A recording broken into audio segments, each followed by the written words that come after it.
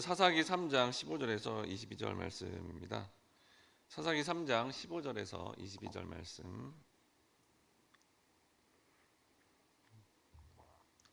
사사기 3장 15절 말씀입니다. 이스라엘 자손이 여호와께 부르짖음에 여호와께서 그들을 위하여 한 구원자를 세우셨으니 그는 곧 베냐민 사람 게라의 아들 왼손잡이 에훗이라. 이스라엘 자손이 그를 통하여 모압 왕 에글론에게 공물을 바칠 때에 에훗이 길이가 한 규빗 되는 좌우에 날선 칼을 만들어 그의 오른쪽 허벅지 옷 속에 차고 공물을 모압 왕 에글론에게 바쳤는데 에글론은 매우 비둔한 자였더라. 에훗이 곡물 바치기를 마친 후에 곡물을 메고 온 자들을 보내고 자기는 길갈 근처 돌 뜨는 곳에서부터 돌아와서 이르되 왕이여 내가 은밀한 일을 왕에게 아뢰려 하나이다 하니 왕이 명령하여 조용히 하라 하매 모셔선 자들이 다 물러간지라. 에훗이 그에게로 들어가니 왕은 서늘한 다락방에 홀로 앉아 있는 중이라. 에훗이 이르되 내가 하나님의 명령을 받들어 왕에게 아뢰 일이 있나이다 하매 왕이 그의 좌석에서 일어나니 에훗이 왼손을 뻗쳐 그의 오른손 허벅지 위에서 칼을 빼어 왕의 몸을 찌르매 22절 같이 읽겠습니다. 칼자루도 나를 따라 들어가서 그 끝이 등 뒤까지 나갔고 그가 칼을 그의 몸에서 빼내지 아니하였으므로 기름이 칼날에 엉겼더라. 아멘. 할렐루야. 하나님께서 우리에게 하나님 말씀을 듣고 은혜를 받으며 또 새로운 시각을 갖는 자리로 부르셨습니다. 오늘은 약한 자를 통하여 역사하시는 하나님이라는 제목으로 말씀을 나눌 때 은혜로운 시간 되시기 바랍니다. 사사기 3장 15절에 보니까 이스라엘 자손이 여호와께 부르짖음에 여호와께서 그들을 위해 한 구원자를 세우셨으니 그는 곧 베냐민 사라 게라의 아들 왼손잡이 에훗이라. 이스라엘 자손이 그를 통하여 모압 왕 에글론에게 공물을 바칠 때라고 되어 있습니다. 여기 왼손잡이다라는 원어적인 의미는 무언가 기능면에 있어서 부족한 사람이다라는 것을 의미하고 있습니다. 게다가 베냐민 지파는 당시 이스라엘 12지파 중에 그 세력이 약한 지파에 속해 있다고 합니다. 사사로 세운 에훗은 여러 가지 기준으로 볼 때 지도자로서 적합하지 않은 인물이다라는 것을 성경의 기술로 알 수 있다는 겁니다. 즉 하나님께서 이러한 사람을 사사로 세운 것을 통해 우리는 이렇게 부족한 사람을 통하여 하나님의 뜻이 이루어진다는 것을 알 수 있습니다. 하나님의 사역을 하는 데 있어서 그 사람에 대한 능력, 가문이 그렇게 큰 중요성을 가지지 않고 약한 자를 선택하게 하심으로 말미암아 오히려 성경은 하나님은 강한 자를 부끄럽게 하신다는 겁니다. 고린도전서 1장 27절 말씀, 고린도전서 1장 27절 말씀 같이 읽어보도록 하겠습니다. 시작. 그러나 하나님께서 세상에 미련한 것들을 택하사 지혜 있는 자들을 부끄럽게 하려 하시고 세상에 약한 것들을 택하사 강한 자들을 부끄럽게 하려 하시며 하나님은 일부러 세상에 미련하고 약한 자를 택하시어 놀라운 역사가 사람에게 있지 않고 하나님께 있다라는 것을 말씀하고 있다는 겁니다. 그럼 여러분 모압 왕 에글론은 어떤 사람이었을까요? 사사기 3장 17절에 보니까 공물을 모압 왕 에글론에게 바쳤는데 에글론은 매우 비둔한 자였더라라고 합니다. 여기 에글론 왕은 매우 비둔한 자다라고 묘사를 하고 있는데 이는 가축이나 사람의 살찐 모습을 묘사하는 형용사로서 에글론은 매우 뚱뚱한 사람이었다라는 것을 알 수 있습니다. 이는 당시 이스라엘의 압제자로서 비둔한 자의 정도의 살찐 그의 모습은 궁궐에서 먹고 마시며 즐기는 탐심이 가득한 사람이며 이러한 탐심을 충족하기 위해서 다른 사람을 괴롭히고 있는 형국이다라는 것을 그 존재를 통해 알 수 있다는 겁니다. 사사기 3장 19절에 보니까 자기는 길갈 근처 돌 뜨는 곳에부터 돌아와서 이르되 왕이 내가 은밀한 것을 왕에게 아뢰라 하나이다 하니 왕이 명령하여 조용히 하라 모셔선 자들이 다 물러간지다라고 되어 있습니다. 한편 이 에훗은 은밀한 일을 왕에게 구하러 왔다고 말합니다. 이스라엘의 대표자로서 공물을 가져온 사람이 아무도 데리고 오지 않은 상태에서 왕과 대화하는 이 요청하는 모습은 마치 에글론 왕에게 아주 특별한 선물을 주는구나라는 기대감을 갖게 했고 에훗은 자신의 거사에 치르는 데 필요한 좋은 여건들을 마련했다는 겁니다. 이때 에훗은 에글론 왕을 가차없이 제거합니다. 사사기 3장 21절에 22절에 보니까 에훗이 왼손을 뻗쳐 그의 오른손 허벅지 위에서 칼을 빼어 왕의 몸을 찌르매 칼자루도 나를 따라 들어가서 그 끝이 등 뒤까지 나갔고 그가 칼을 그의 몸에서 빼내지 아니하였으므로 기름이 칼날에 엉켰더라. 에훗이 칼을 잡고서 에글론 왕을 죽이는 데 있어 단 한 번의 찔러 죽이지 못하면 에글론 왕이 큰 소리로 비명을 지르게 되면 시위대가 오게 되고, 그렇게 되면 에훗 자신이 잡혀 죽을 뿐만 아니라 이스라엘의 자유를 쟁취하려는 모든 기회가 수포로 돌아가기 때문에 에훗은 에글론 왕을 힘껏 칼로 찔렀다는 겁니다. 그런데 이 장면에서 성경이 원어적으로 직역을 하면요, 그것이 그 구멍을 향하여 나갔고 그리고 배설물이 나왔다라고 해석이 됩니다.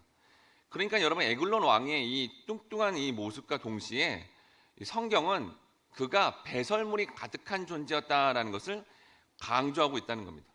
또한 성경 저자는 에글론 왕의 특징이 기름이 칼날에 엉기었다고 말합니다.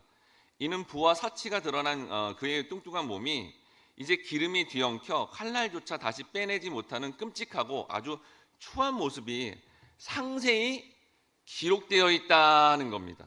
여러분, 지금 성경이 무슨 조폭 영화에 나오는 끔찍한 장면을 특별히 성경의 이제 독자들한테 일부러 자세히 보여주고 들려주고자 이렇게 기록하고 있을까요?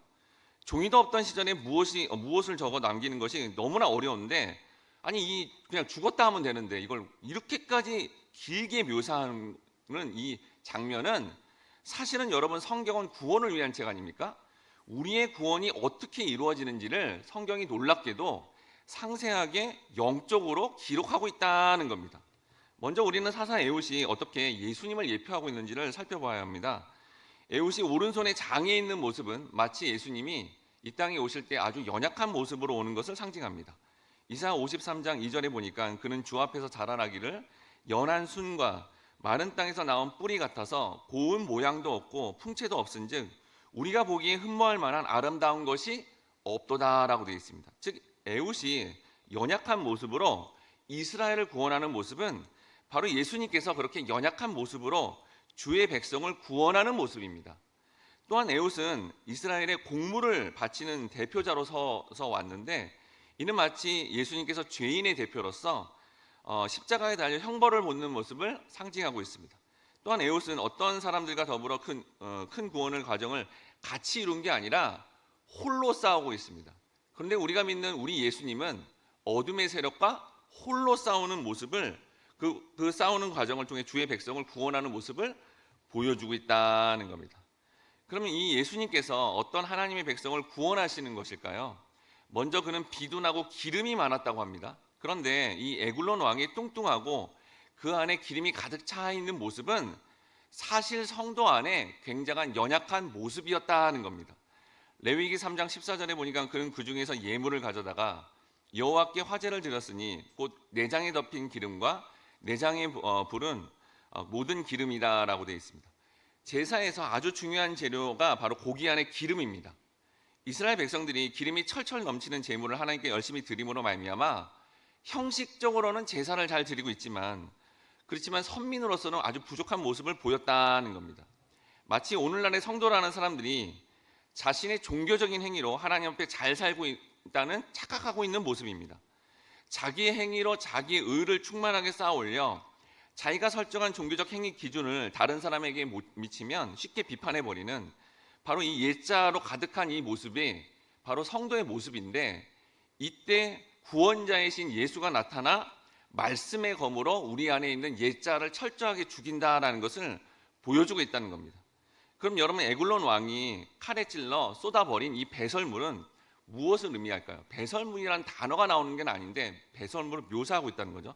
여러분, 성경 전체에서 배설물 이 단어가 딱 2번 나옵니다. 신명기와 빌립보서에 나와요. 그러니까 신명기와 빌립보서를 통해 이 배설물이 뭔지를 알 수 있다는 거죠. 먼저 신명기 23장 13절에 14절에 보니까 내 기구가 작은 삽을 더하여 밖에 나가서 대변을 볼 때 그곳으로 땅을 팔 것이요 몸을 돌려 그 배설물을 덮을지니 이는 내 하나님 여호와께서 너를 구원하시고 적군을 내게 넘기시려고 내 진영 중에 행하심이라. 그러므로 내 진영을 거룩히 하라. 그리하면 내게서 불결한 것을 보시지 않으심으로 너를 떠나지 아니하시리라. 하나님의 진영 안에 더러운 배설물은 절대로 놓지 말라라고 말씀하고 있습니다. 사실 여러분, 이게 배설물이 뭐죠? 똥입니다. 대변이에요. 여러분, 그 똥이 있다, 대변이 있다 그러면 근처도 가기 쉽지 않지 않습니까? 냄새도 너무 심하고 보기도 싫고 너무 끔찍합니다. 근데 이 배설물은 영적으로 도대체 무엇을 의미할까요? 이 배설물이 뭔지 빌립보서를 보면 나오는데, 빌립보서 3장 8절 말씀, 이거 아주 중요한 말씀입니다. 저희 교회가 또 추구하는 말씀이죠. 빌립보서 3장 8절 말씀 같이 읽겠습니다. 시작. 또한 모든 것을 해로 여김은 주 그리스도를 예수를 아는 지식이 가장 고상하기 때문이라. 내가 그를 위하여 모든 것을 잃어버리고 배설물로 여김은 그리스도를 얻고. 여러분, 이 배설물이 뭡니까? 앞에 거하고 반대인 거죠. 앞에 게 뭐예요? 자, 성경 말씀 어떻게 보는 거예요? 예수 그리스도를 아는 지식으로 보는 것이 정방향인 거예요. 그런데 그 반대편에 선 건 뭐라는 거예요? 그러면 도대체 정반대편에 있는 거, 이게 배설물이라는 거잖아요. 그러니까 여기서 말하는 배설물은 바로 예수 그리스도를 아는 거에 반대인 거죠. 뭘까요? 이게 세상의 풍조입니다. 에베소서 2장 2절에 보니까 그때의 너희는 그 가운데 행하여 이 세상 풍조를 따르고 공중의 권세 잡은 자를 따랐으니라고 되어 있습니다. 즉 여기 풍조가 바로 뭐예요? 배설물이라는 거예요. 예수 그리스도를 알아가는 거룩한 말씀이 아닌 반대편의 세상 사람들이 말하는 거, 세상 사람들이 말하는 그 유행, 관심사, 트렌드를 말하고 있다는 겁니다. 바로 오늘 본문의 에글론 왕이 보여준 것은 좀 더 맛있는 걸 먹고 싶죠. 좀 더 편하게 누리고 싶죠. 좀 더 다른 사람에게 피해를 주면서 자기는 편해지고자 하는 생각, 세상 사람들의 생각 아닙니까? 좀 더 부유하고자, 더 잘 지내고, 세상의 관심사가 바로 영적인 배설물이었다라는 겁니다. 근데 여러분, 성도인 우리가 솔직히 세상의 관심사에 관심 있지 않습니까? 정말 여러분, 세상의 관심사라고 말하는 그 트렌드, 유행, 그리고 세상 사람이 좋아하는 돈, 정말 똥 오줌처럼 끔찍합니까? 아니지 않습니까? 목회자인 저조차도 세상의 관심사가 끔찍한 배설물이 아니라 어떨 때는 보물처럼 보이고 애착을 가지며 끊임없이 추구하는데, 여러분, 성경에 나오는 에글론 왕이 바로 우리였다는 겁니다. 바로 우리가 그 에글론 왕이었다고 성경이 말씀해주고 있는 겁니다. 그때 내 안에 그 세상만을 추구하는 옛자를 예수가 예표하는 에웃이 말씀의 검으로 우리를 찔러 죽여 거듭나게 하는 것이 오늘 본문의 핵심이었다는 겁니다. 마지막으로 사사기 3장 12절 말씀에 보니까 이스라엘 자손이 또 여호와의 목전에 악을 행하니라. 이스라엘 자손이 여호와의 목전에 악을 행하였으므로 여호와께서 모압 왕 에글론 왕을 강성하게 하사 그들을 대적하게 하시며 라고 되어 있습니다. 한 문장 안에 악을 행한다라는 단어가 총 2번이나 나옵니다. 성경 전체에서 한 문장 안에 악을 행한다라고 표현된 문장은 여기밖에 없어요. 이 문장이 유일합니다. 사사기 저자는 사사기 3장 12절 말씀을 통해 악을 2배로 저지르는 존재는 나쁜 악당이 아니라는 거예요. 세상 사람이 아니라는 겁니다. 누구예요? 오늘날의 성도라는 겁니다. 바로 우리가 성도라고 하는데 세상 사람처럼 이기적이에요. 세상 사람처럼 다른 사람을 판단해요. 세상 사람들처럼 차별하고 차등을 매깁니다. 그러면서 동시에 하나님의 거룩한 예배를 드리고 말씀을 묵상하고 기도한다고 하는데도 하나님을 이용해요. 하나님을 도구화시킵니다. 세상 사람들은 그렇게까지는 안 하거든요. 우리가 바로 그런 모습이라는 겁니다. 바로 거룩한 것까지 이용하는 자신의 편의를 누리고 있는 이 모습, 이게 바로 연약한 모습의 실체다라는 것을 사사기 저자는 말씀하고 있다는 겁니다. 우리는 이 연약함을 드러내신 하나님 앞에 다음과 같이 기도해야 됩니다. 주님, 여기 에글론 왕의 모습이 저의 모습입니다.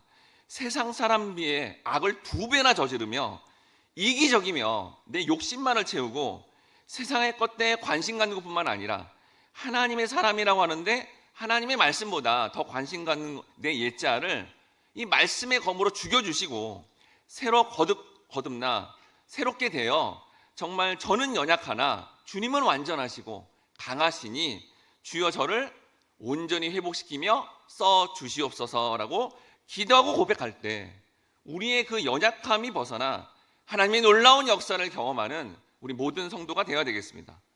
약하고 죄악의 삶을 살아갈 수밖에 없는 연약한 우리에게 이러한 말씀을 통해 회복시키시며 약할 때 강하게 하시는 그 하나님만을 의지하심으로 말미암아 오히려 세상 가운데 승리자가 되시고 또 하나님의 역사를 드러내시는 우리 모든 성도님들 되시길 주님의 이름으로 축원합니다. 함께 같이 기도하겠습니다. 사랑하는 주님 감사합니다. 이 본문의 말씀을 이렇게 예수 중심으로 볼 수 있는 게 영광인 줄 믿습니다. 말씀을 보면 볼수록, 삶을 살면 살수록, 나이가 먹어가면 먹어갈수록 우리는 죄인 중에 괴수이구나라고 고백하지 않을 수 없습니다. 세상 사람과 똑같이 살아가며 또한 하나님 안에 있는다고 하면서도 하나님조차도 도구하며 이용할 수밖에 없는 우리의 이 연약함을 솔직히 고백하오니 성령 하나님이 우리와 함께 하심으로 말미암아 이 연약하고 이 부족한 죄인 중에 괴수인 우리 모두를 구원해 주시고 거듭나게 하시며 하나님의 말씀으로 정말 강한 용사가 되게 하심으로 말미암아 우리 세상 가운데 살아계신 하나님을 드러내는 그러한 복된 하나님 백성으로 살아갈 수 있는 우리 모두가 될 수 있도록 함께 하시며 인도해 주옵소서. 감사드리며 예수님의 이름으로 기도드립니다. 아멘. 이 시간 다음의 기도 제목으로 기도하겠습니다. 주여, 우리가 반복적인 죄를 저질러 비참한 상황 속에 마음이 상할지라도 그 약한 과정을 통해 오히려 예수님만을 찾고 하나님 말씀을 통해 약할 때 강함되게 하시는 하나님의 놀라운 역사를 주님 경험하게 도와주시옵소서.